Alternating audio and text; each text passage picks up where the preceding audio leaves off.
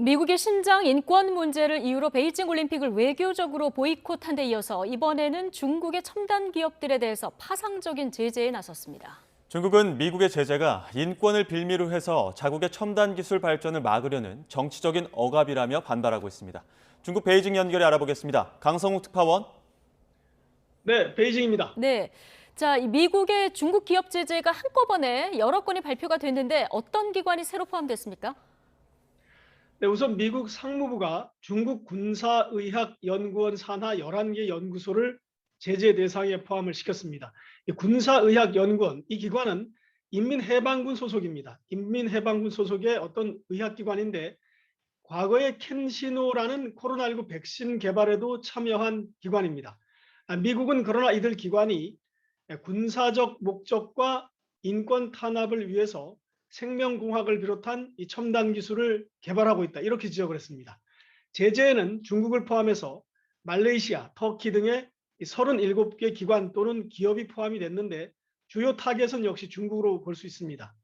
제재 대상의 기관이나 기업에 대해서는 미국 정부가 수출이나 또는 재수출도 금지를 할 수가 있습니다. 네, 세계 최대 중국 드론 업체죠. DJI도 이번 제재 대상에 포함되는데 왜 포함된 겁니까? 네, 드론 업체 DJI 굉장히 유명한 업체고 세계 점유율 1등입니다.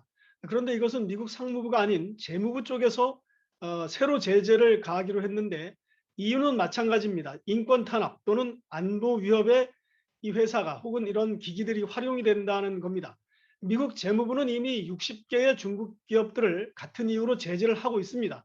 그런데 이번에 DJI를 비롯한 8개 기업을 새로 추가를 한 겁니다. 이 8개 중국 기업들을 보면요. 안면인식 기술 업체라든지 인공지능, 이 AI죠. 이런 업체, 그리고 슈퍼컴퓨터 업체, 또 사이버 보안 업체, 클라우드 컴퓨팅 업체, 이런 첨단 기술에서 굉장히 앞서가는 중국 기업들입니다.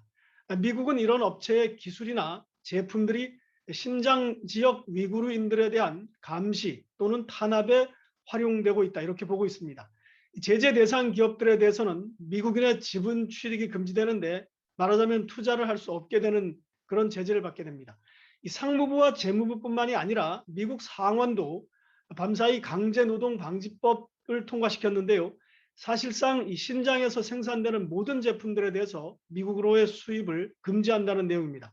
이 법은 하원이 만장일치로 통과시킨 지 하루 만에 상원도 만장일치로 통과시켰습니다. 또 바이든 대통령도 곧 서명을 할 예정입니다.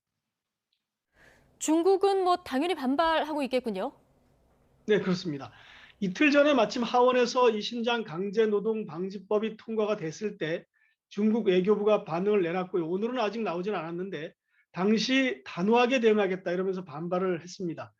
또 신장의 인권 탄압, 이것은 사실이 아니다라면서 미국이 중국의 발전을 억압하기 위해서 만든 어떤 정치적 조작이다 이렇게 반박을 했습니다.